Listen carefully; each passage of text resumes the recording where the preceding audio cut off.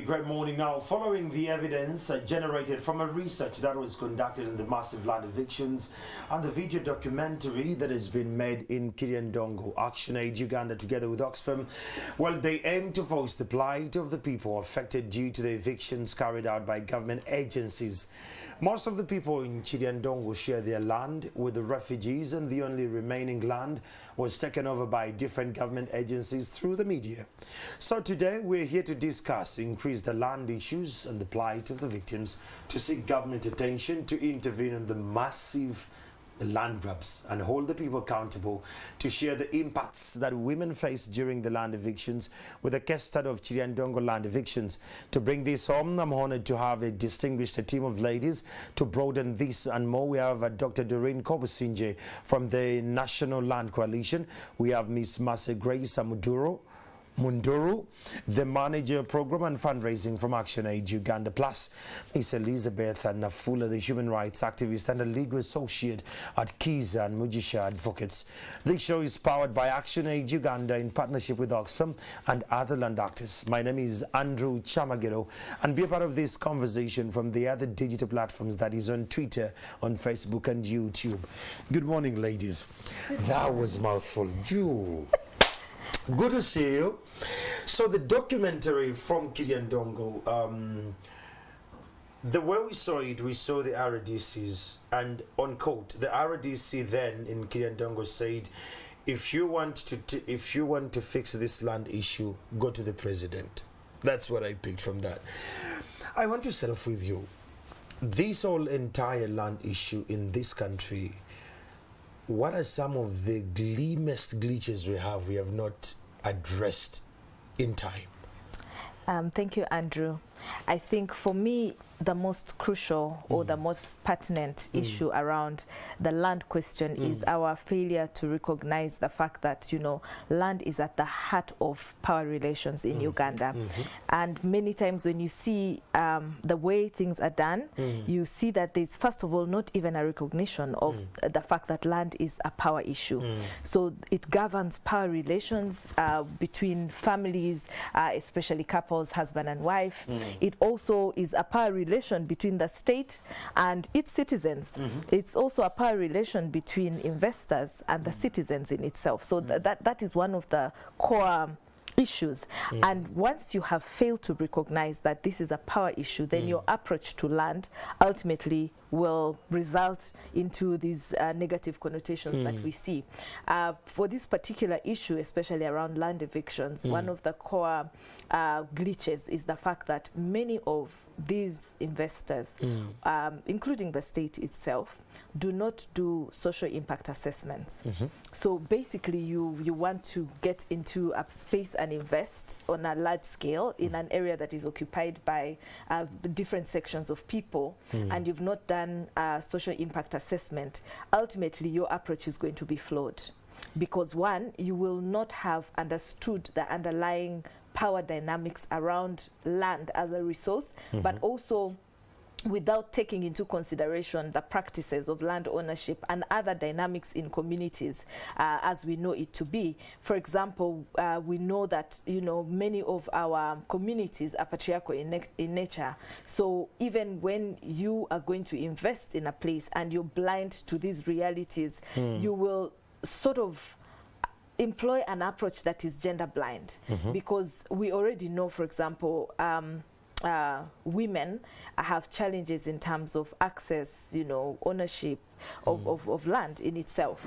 And many times at the point of social impact assessment, if you do an impact assessment, you're able to understand the stake of women and these power dynamics at community level, especially ones that are influenced by patriarchy. You're able to understand these dynamics. And at the point at which you want to do perform actions like maybe compensation and ABCD, you will know that in your approach you must have an approach that is inclusive.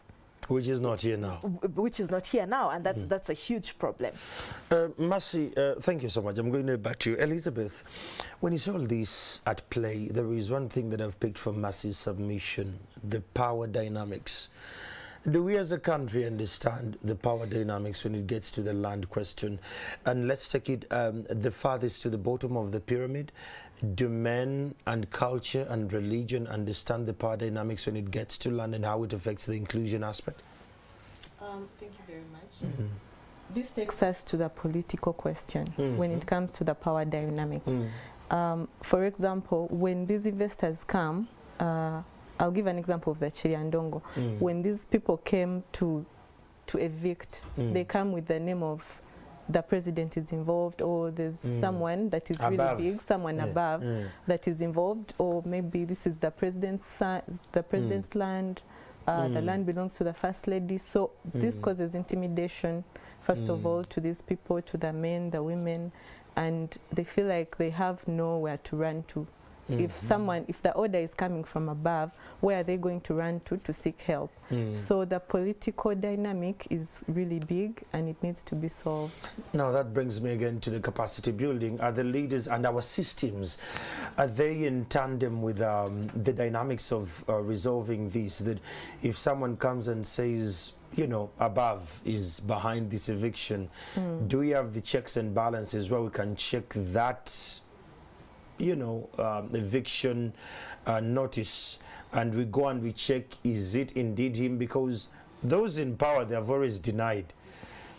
We've seen what is in Kiryandongo after the documentary ran. Oh, the president said, no, I'm not part of that. So do our leaders on the grassroots have the powers to check all these kind of letters that come from up to down? They have the powers to check, because even the law provides for provides them with powers. But are the powers activated? But they do not put these powers into action. Why? They are scared. They're scared. There's a lot of fear when it comes to an order that comes from above, and these people do not go ahead to question it. So the system is the one lacking, but the law is there. Yes. Wow. Doreen, this is just a preamble conversation before we dig into deeper. So what happens when the power you trust at the village level is equally scared of what is coming from above, and you're a woman, you're a mother, you're a sister, or you're a daughter, and this is your livelihood, this is your enabler to, you know, access development or livelihood? What do you do? The thing is, if you see that the structures that are supposed to protect people's land rights, that are supposed to govern land, that are supposed to see that everyone can access, own and utilize land without disturbance, if they cannot provide that, then we are going to see a loss of trust in these institutions. We are going to see people being hopeless and people becoming destitute, and in the end people utilizing violence, because violence will be the only mean that is still available for them to protect their land or to continue accessing their land. However, I would also like to talk about the household level. Now, if a woman sees that this structure, this, for example, the district land boards, the area land committees, those that are supposed to guarantee people's tenure security, if they cannot protect her, then how about her being protected against her husband who wants her out, maybe to utilize this land? Yes. So, in short, people lose interest, people lose trust, people lose, these structures also lose credibility, and it goes back to the hands of the people. Let us all find our own way through. Yes, and violence will be and before I let you go, Doreen, I've gone around some districts just to check how inclusion is. Have you seen the land board of Kiryandongo? Have you seen its comparison? The gender issue, the people who sit on the board, they're all men. Isn't it worrying from your context? It is. It is. The issue is land has for a long time been a domain for men.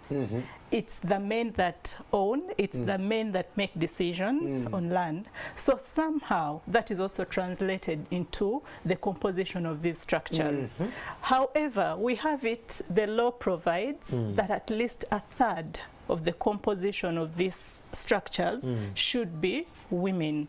So now the question is, isn't there any woman who is credible enough and qualified and interested to be able to be part of this board. That also now talks about the gender, the gender construction, also the belief that land is a domain of the men, the norms, the cultural practices that are practiced. It tends to keep women away from issues of land.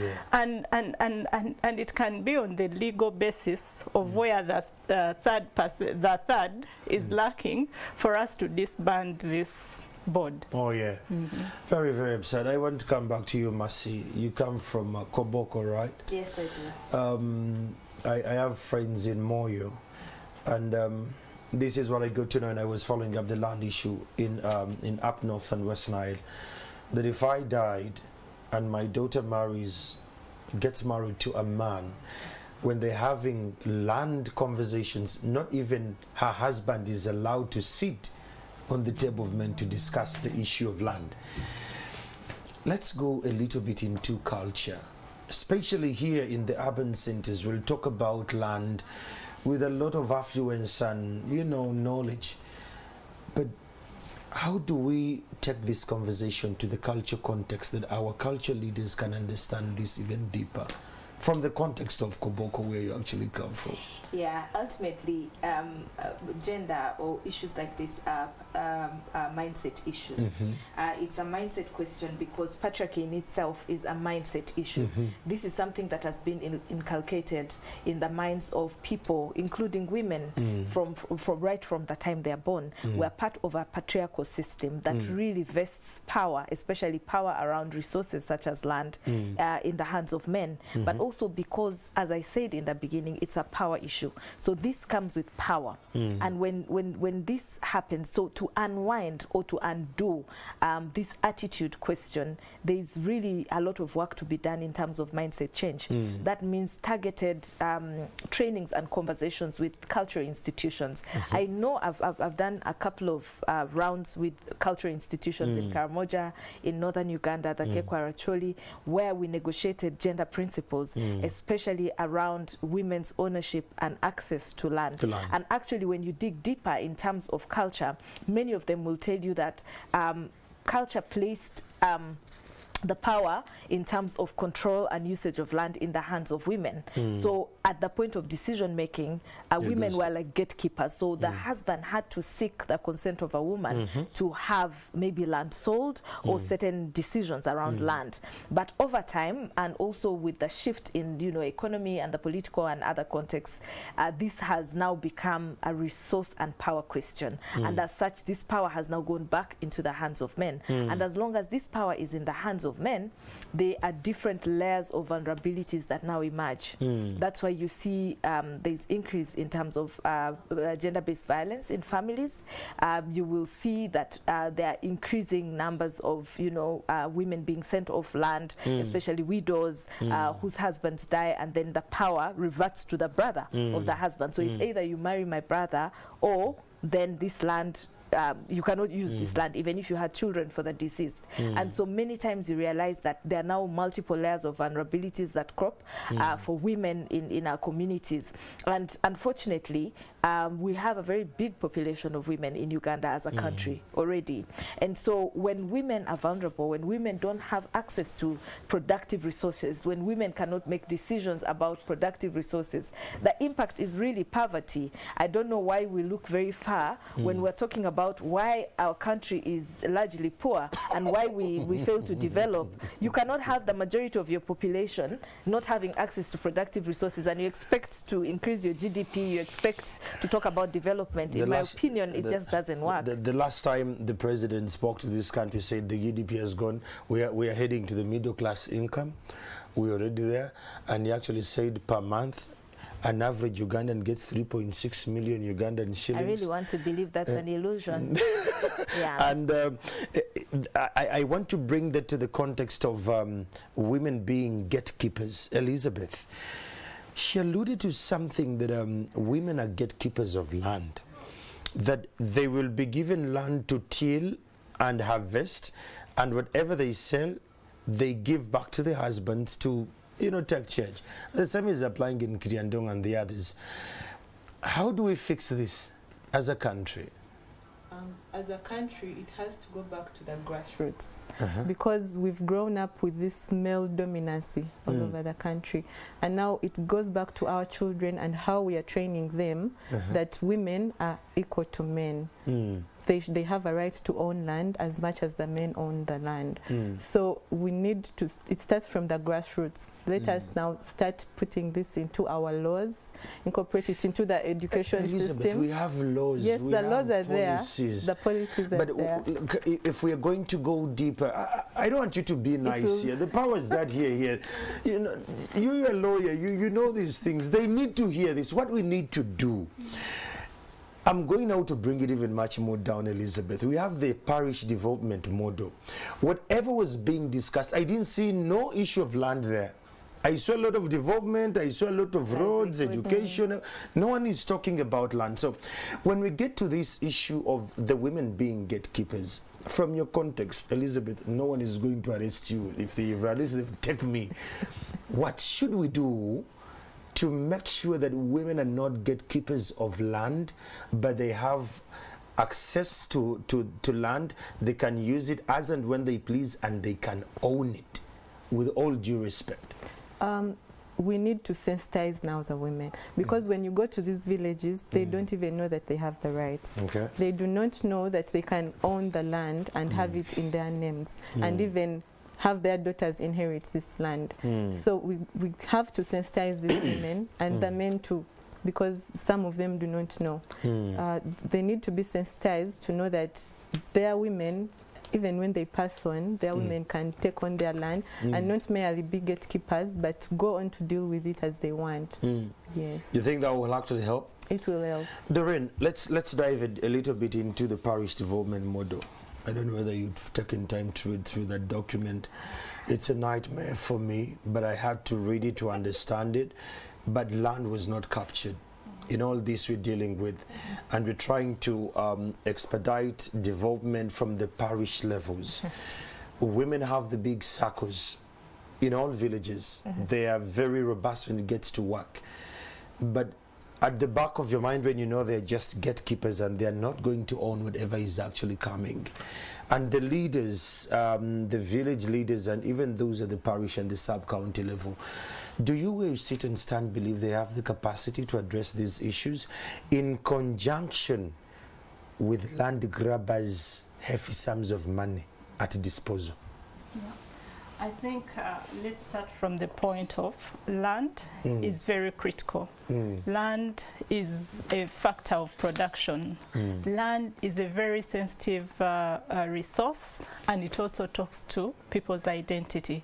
So my question to government, and this is an observation from research and the kind of work that we do, is if land is that important, then why don't we plan for this land? Why don't we fund the land sector?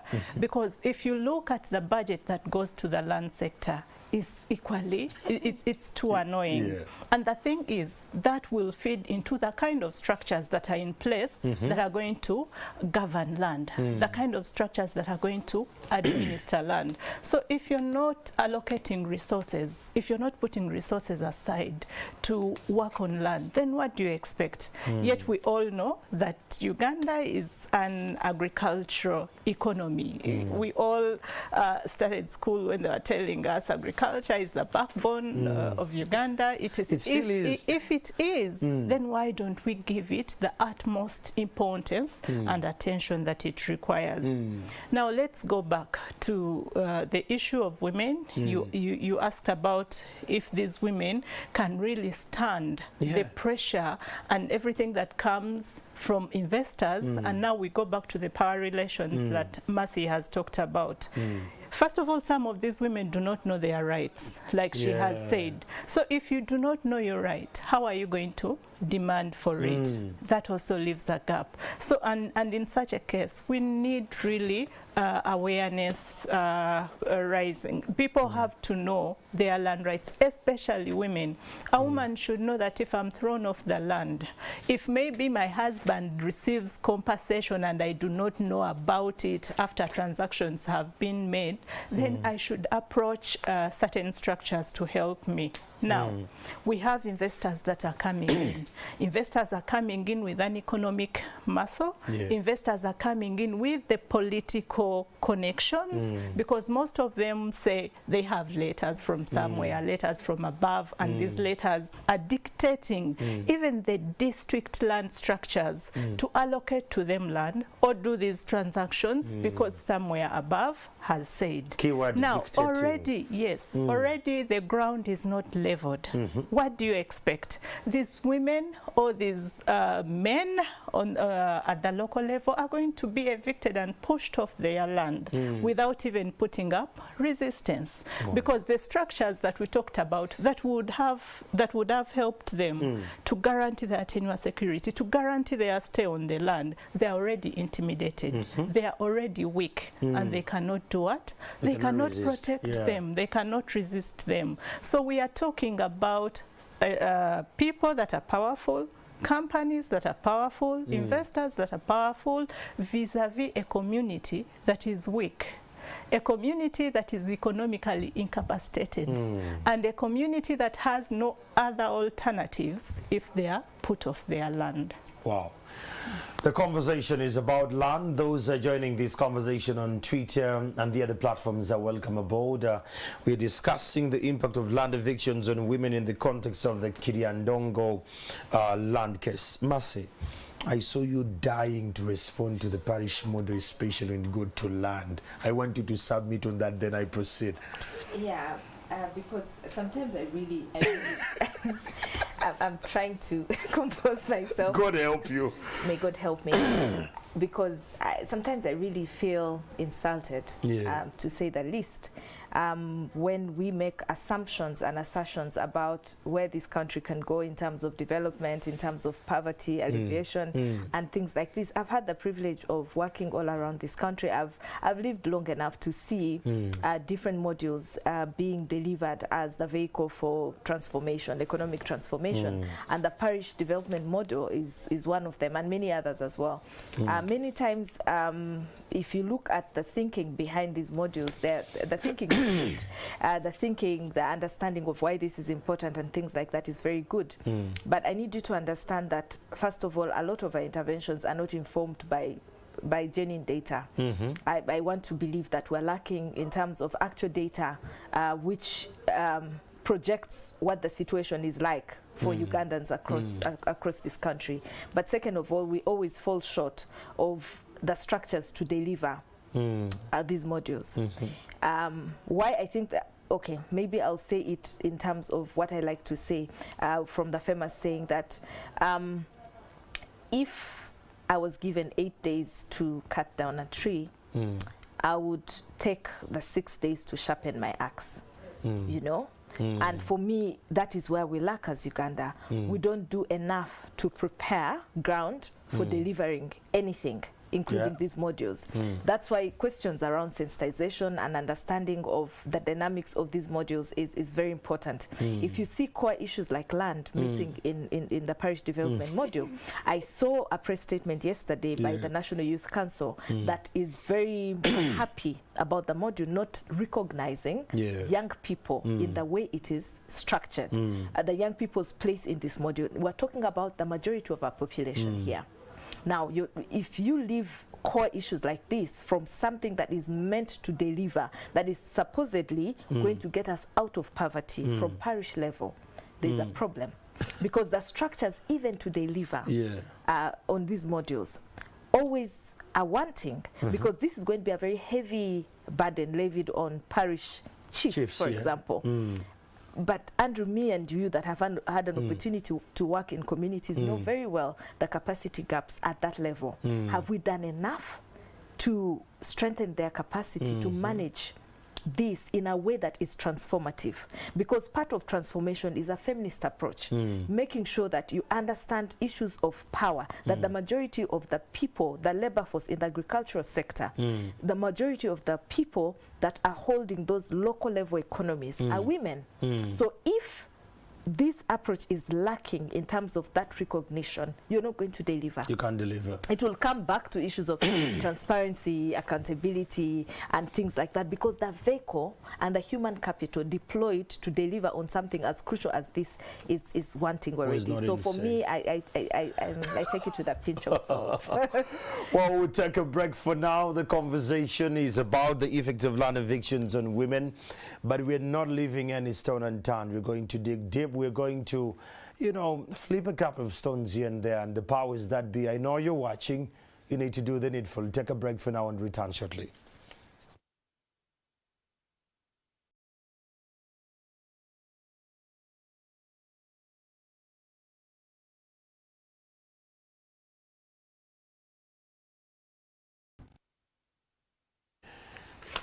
Increase the land issues, and we're discussing the context of land evictions on women and their effects in context to the Kiryandongo conversation. I'm Andrew Chamagro in studio with me. I have Elizabeth, I have Mase Muduru, and I have Doreen, who is a doctor and best in research and land. We're discussing this. Elizabeth, before we went for the break, Mase here was up and in arms with the daggers about the parish development model. Let's talk about now the media. Do you, as a land expert, do you think media has reported rightly so the issues of land with context to women? And if we have not done so, what are we missing? First of all, I think the media is not doing enough. Yes, that's plainly it. They're not doing enough, because when you reach on the ground, you realize there's a lot going on than what is reported. And you will never know about it until you reach there. And then that goes back still to the media. They are not doing enough, because the whole world should be knowing about this information. Because people are given as less as 100 shillings to move their property and relocate. Their properties are being burnt. And the situation is really bad, but no one is talking about it.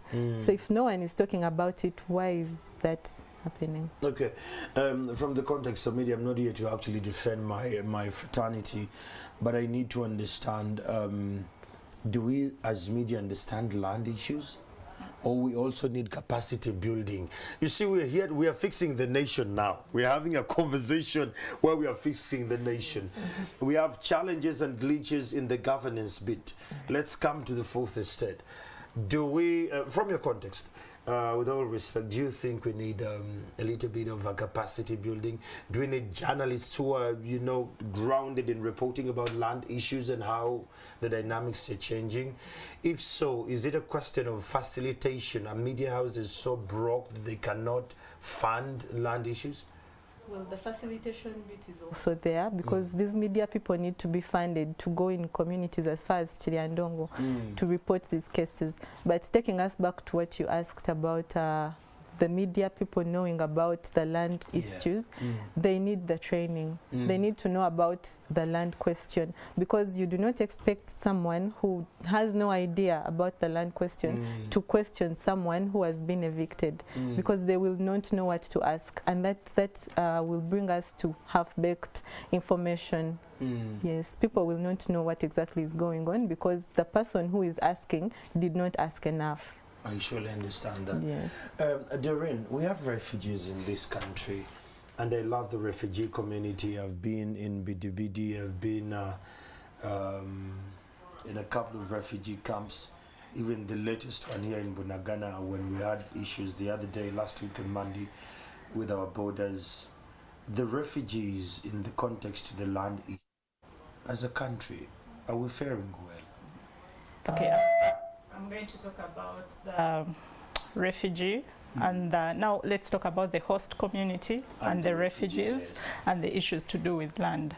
But before that, let me talk more about the media, the fourth estate, and land issues. Yes, I concur with Elizabeth. The thing is, you find journalists who are so green about land issues in Uganda. They even don't know, like, the 4 tenure systems that we have and the rules that apply. So how are you going to report on a case on land evictions or land rights violation if you yourself you do not understand it. And by the way, still journalists, let me make this, have an advantage of going, you know, ACME, African Center for Media Excellence. They train this is a member also of National Land Coalition. They train journalists about land rights, about land governance, and issues to do with land in Uganda. So journalists can benefit from this, those that have the interest of working around land. Then the issue of corruption. We have seen where journalists are paid to kill the stories, and they are paid by the companies or investors that have already grabbed land, and they do not want the company's reputation to be spoiled or tainted before the media. So the issue of corruption within the media still, there are few people who will not accept the money if at all, if things at home are not well. But also women are intimidated to talk to journalists. Yes, because they do not know where this information is going to get to. But also at the same time, after the cameras are gone, after you, the journalists are gone, they are going to stay within their communities where even the investors or those land grabbers have addresses to their locations. So the thing is, the woman will weigh, should I make my story known, or should I be later victimized further because I have exposed or I have shared issues to do with my land rights. Now, putting aside the issue of media, and now we talk about the refugee situation. Of course, Uganda, we brag about hosting over 1 million refugees in Uganda, but already that is, I am not saying that refugees should not come. Refugees should come to our country, because if someone is seeking refuge, they should not be denied. But the issue is, we should have these structures, the ones that we talked about, strong structures that are going to govern, land, especially land rights, between the host communities and then the refugee communities. Because at the end of the day, if these refugees are brought into the country, they will need access to land. They have to get food. They have to have access to water, the housing, and all the things are done on land. So when and conflicts are bound to happen, because right now if refugees come in, then you're going to have stiff competition for land access or for things that come from land with the host community and then the refugee communities. And at the end of the day, the nationals, will they feel that the refugees are favored and we are not? Will they feel that us, we have to forego our land rights and the refugees will enjoy them? Those are questions that need to be addressed. Then also the issues of, where are these refugees relocated in most cases? In sometimes it is areas or land that is ecologically sensitive. Then you see the cutting down of trees. Then you see encroachment on wetlands, you know, so such things.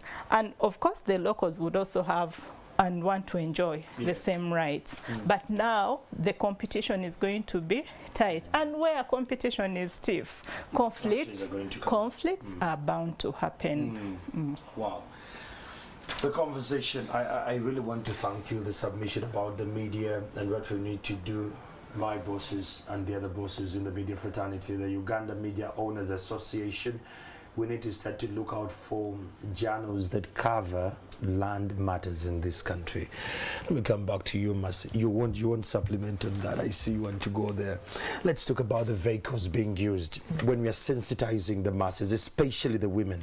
Are we using the right vehicles of sensitization to go on the ground, and are we using the right champions on ground to relate to the land issues when we're talking to the women? I do not think so, depending on who is doing it. I don't think enough has been done from the corporates themselves, but also from the government itself and civil society and others as well. Why I say this is because we now have the National Action Plan on Business and Human Rights. If you look at the preamble and the problem statement in that policy document, one of the core issues in the problem question is that the reason why conflicts around land and natural resources broadly is persistent is because there's lack of coordination between actors. So both state and non-state, but also from the corporates or from these investors as well. Now, once that is not there, you don't have a functional vehicle, a proper functional vehicle. That's why I talked about the issue of the social impact assessments that must be done in an inclusive manner. You have to have civil society, you have to have community structures, you have to have, you know, local governments, you have to have officials from Ministry of Lands and other core stakeholders. Because what this does then is that you're speaking one language. You're able to apportion sections of sensitization that can reach the communities using the vehicles that are best to them. We've known this from our approach, even as civil society, to our work broadly. In part of what we do, for example, as ActionAid, is we have a localization module. So when we receive funding, we have to disperse it to community-based organizations or other organizations based in the communities. Yes, we'll do some work, but you have to, yes, you have to dismantle that power. I cannot assume that because we are ActionAid, we can just go to a community and start doing work because we have the resources. No, you have to, first of all, understand what are the functional structures in that community. How do we get inroads through them? Because they speak the language of the community. And for me, I find that more meaningful than, you know, assuming that just going to a community and doing a sensitization exercise is enough. There are structures that communities respond to. It could be their own informal structures, and that is very important. They respond to it. So that's very important for us to use. If it's faith-based associations at community level, use them, because we are a faith-based country, and I believe that people listen a lot to our faith-based leaders, although I'm always disappointed. Yeah, but we need to take issues of social injustice very seriously. We need to take issues of social injustice very seriously, because as these tensions grow, it is going to reach everybody. What we are doing now is going to have an impact for the future. We're setting ourselves up for problems, because many Ugandans are forced off their land. Where do these Ugandans end up? And then we question why there's an increase in crime rates. In West Nile, where I come from, just the past week, we've not really had crime. I must say, we don't have the highest. We're not even among the highest, because people are self-regulated. But of recent, there has been an increase. And this should not come as a shock, because already a very big majority of refugees are hosted in this area. And so there's pressure on existing resources already. What this means is that there's going to be social tensions between, you know, host communities, and then people are grappling and squabbling over existing resources. So now, where you have a very big population of young people who are caught in between this, and women are going to, there's an increase in gender-based violence, there's an increase in, you know, child pregnancies and all of this. On one hand, there's an increase in crime. So where are all these people who were evicted from Kiryandongo? Where are they?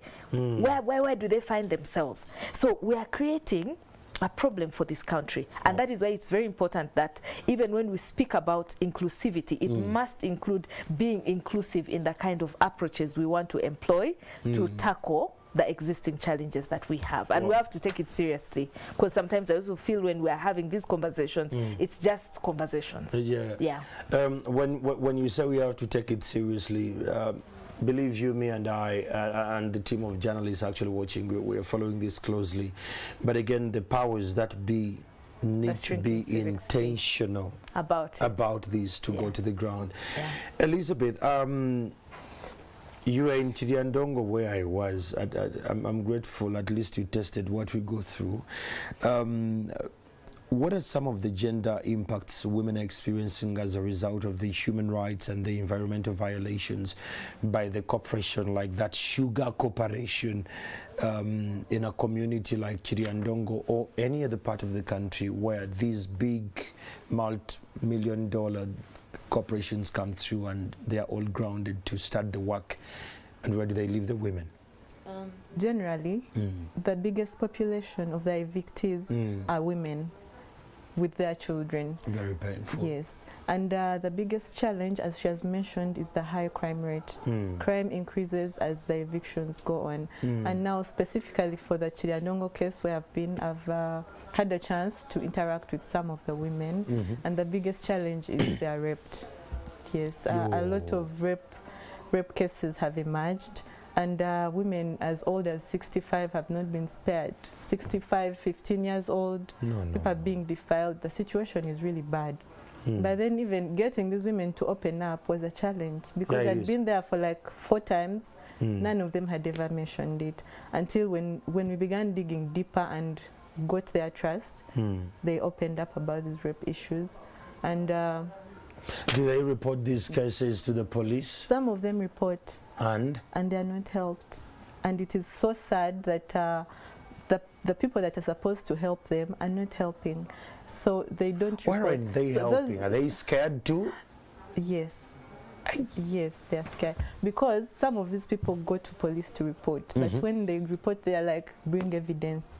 Where am I going to get evidence?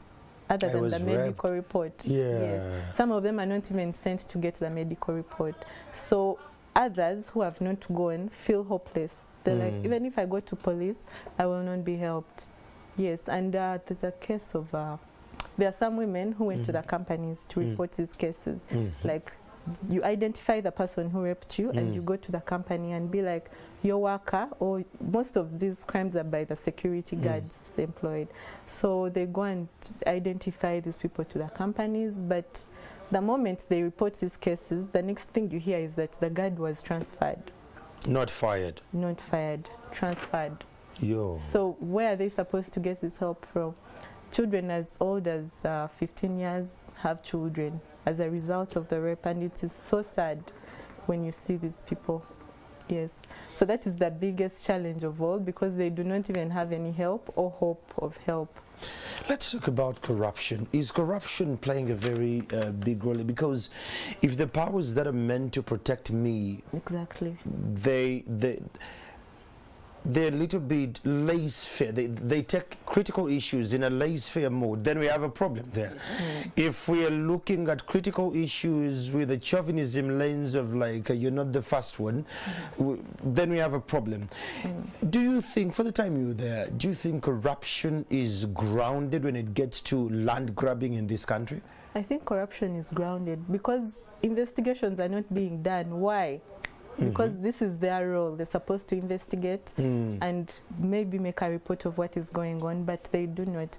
And as much as we come up to help, we also need their support, because a number of lawyers went there, of which was inclusive, a team of 7, and we went to get statements of these people. We are trying to help, but as a result, while we were still on ground, they arrested us in the midst of these community members. What was the crime? COVID. The crime was that we were spreading an infectious disease, but we had sanitizers, we had masks. You are convening without permission. And no, that was not even brought COVID up. Regulations, exactly. No meetings. And there were no charges even pressed. But bringing around 30 armed officers to arrest 7 people, it's quite alarming. You should have just summoned you to the district. Exactly, but they brought these armed people, and the community members saw this. So when they see this, they lose hope. They lost hope. They're like, if our lawyers can be arrested, what about us? So it's quite intimidating. So that takes us back to the corruption. The corruption that is really so grounded. Yeah, it's grounded. Doreen, do you really want to dive into that a little bit about the effects that trickle down to the women in the communities, please, if you may? Yes, I would like to make a contribution. You know, women have been structured to be caregivers. Yeah. Women take care of their homes. Yes. They fend for their homes. Yeah. And they do this using land. So if they're evicted and they're taken off the land, that means they're incapacitated to look after their own homes. We have seen that after evictions, women are moving out to provide casual labor to other like people that can afford, and they are paid in terms of food. Or I was in Bulisa sometime after, and they are paid in terms of like they give you a basket of dodo. What is that? Greens, veggies. Yes, greens to feed their family. But now, a woman, before the eviction, had the capacity and the power to fend for their homes. But they can no longer do this because they've been evicted. And then let's talk about the issue of food security. We all know that women contribute 80% of the food in this country. So in their small capacity, in their local, I would say local capacity, because when we see these investors coming in, they come in with this idea, we are going to produce on a big scale. We are going to contribute to this and this. But if these women have managed to contribute 80% to food security, then why don't we make them like perform better on their lands rather than taking away their land? Yes, the land. And then also the percentages, as in 90% of women in rural areas work on land. That is their source of livelihood.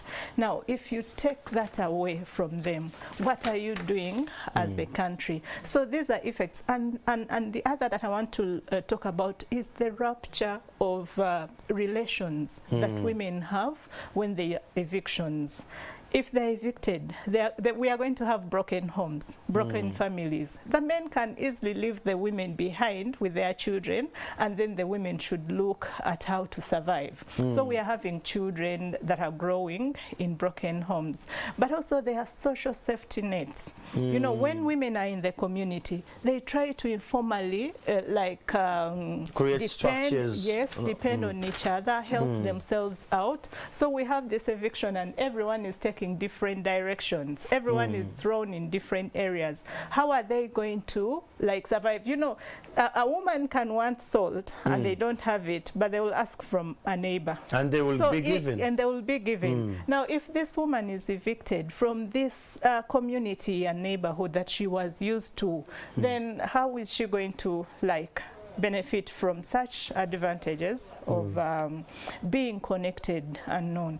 But also, I would also like to talk about the issue of compensation, because we believe that when this eviction happened, there are some families or there are some landholders that had received compensation. Yes. And in most cases, this compensation goes to the men because they are the land owners. And then what that means is the men will use the compensation money alone as they wish without this money trickling down to the women, but also to the families. So in such cases, women have like lost out. You lose out because you're accessing land through your husband, or you're accessing land through your father, through your brother, etc. So if these receive compensation, they will not give it to you because they see you as secondary rights to land. For you, you can access, but we are the owners. And already that puts the woman at a disadvantage. Because how will I challenge now this owner to give me some money to go and start up a business, to go and have